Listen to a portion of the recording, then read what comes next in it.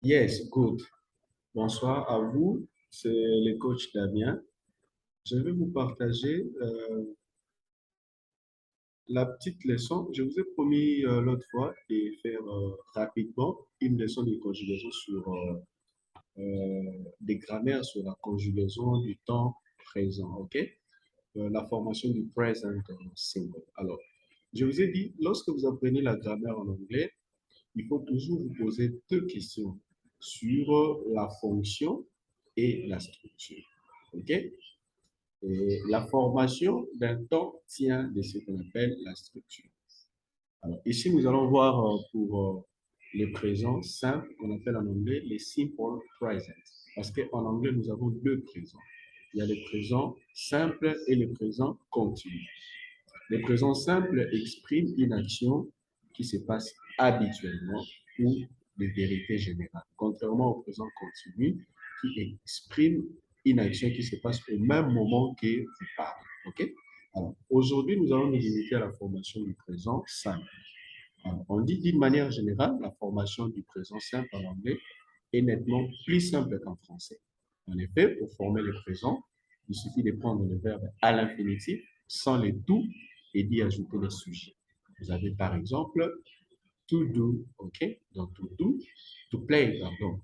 Et pour le conjuguer, j'enlève les tout, je reste avec play. Je dirais I play. I qui est le sujet, le pronom personnel J. I play signifie je joue. Ok? Alors, à la troisième personne du singulier, c'est là où il y a un peu la difficulté. C'est là où commence la difficulté. Vous avez à la troisième personne, la seule difficulté provient de la troisième personne du singulier. Il faut ajouter un S à la fin du verbe. Je vais vous aider parce que ce n'est pas difficile. Exemple, I work. À la troisième personne, vous allez dire he works, or she works, ou it works. Ça signifie il travaille, elle travaille, ou ça travaille, ou ça fonctionne. Évidemment, on a vite fait de l'oublier et hop, c'est une faute. Quand vous oubliez les S pour un anglophone, c'est vraiment une faute. Alors, vous n'ajouterez pas que les S, pour certains verbes, il convient de faire une modification orthographique additionnelle. OK? Ça ne sera pas S, ça sera plutôt ES, ES, et qui sera prononcé is. C'est-à-dire pour les terminaisons en O, par exemple, to do, S, par exemple, to pass, sh, par exemple, to watch, che, par exemple, to catch, et puis s, par exemple, to box. Dans ces cas, on ajoute es, par exemple, pour le verbe to pass, vous allez dire pas she pass, mais she passes, parce qu'il y a déjà un S à la fin. OK? Donc, pour ces verbes qui se terminent par O, S, ch, et puis X, vous allez ajouter ES. Alors, pour les verbes qui se terminent par Y, là encore, il y a une exception. Vous allez considérer, je prends deux exemples. Vous avez les verbes to try, to fly, OK? To enjoy ou to pray, OK? Puis to try, c'est essayer. À la troisième personne, vous allez voir la lettre qui vient avant Y. Quand c'est une consonne, comme dans le cas de to try ou to fly, vous enlevez Y et vous ajoutez IES. Vous allez dire à la troisième personne, he tries, OK? He tries speaking English. Il essaie de parler l'anglais, OK? Il essaie de parler l'anglais. Par contre, si le verbe, les Y est précédé d'une réelle, en l'occurrence to enjoy, vous avez O, vous ajoutez juste S. Ça applique la règle générale. He enjoys speaking English. Il aime parler anglais. Okay? Il s'amuse, il trouve du plaisir à parler l'anglais. Voilà de façon très simple comment vous allez conjuguer les verbes au temps présent, simple present. Okay? Vous avez un tableau récapitulatif. Vous avez la forme affirmative, la forme interrogative et la forme négative. La forme affirmative dit I do, you do, pardon, I come, you come, he comes, she comes, it comes, we come, you come, they come. Et la structure, c'est sujet, verbe. I come, vous avez I comme sujet, come comme verbe. OK? À la forme interrogative, do I come? Do you come? Does he come? Does she come? Does it come? Do we come? Do you come? Do they come? Et il faut chaque fois monter. OK? Il y a on appelle ça les rising intonation. Là où il y a les points d'interrogation, en effet, c'est comme en français. Et puis Dans la troisième personne, il n'y a pas de S sur CAM, c'est plutôt sur DAS. OK?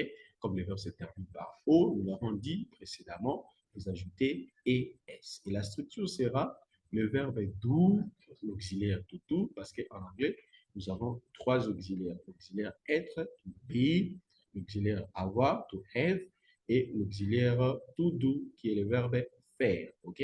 Vous avez to do, les sujets et puis les verbes. Astuce très simple, vous remarquez que pour former les verbes, c'est pour la forme interrogative, il suffit juste d'ajouter do devant et un point d'interrogation. Ou das pour la troisième personne et le point d'interrogation. Très simple. OK?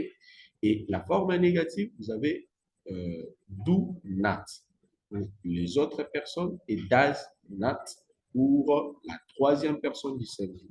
I do not come. You do not come. It does not come. She does not come. It does not come. We do not come. You do not come. They do not come. OK? Et la structure, c'est sujet, auxiliaire do, not, plus le verbe. Pour les formes contractées qu'on utilise dans le langage parlé, okay? L'expression orale, do not, c'est don't. Does not, c'est doesn't. OK? Voilà l'essentiel pour ces temps qu'on appelle les simple present, le présent simple. Retenez que pour former ces temps, vous prenez les verbes comme to play, vous enlevez les to, et ce qui reste, c'est ce qu'on appelle la base verbale. Il suffit de mettre cela à côté du sujet. Les sujets, ça peut être un pronom ou encore un nom propre, OK, ou un nom commun. Pour la troisième personne, vous allez ajouter S.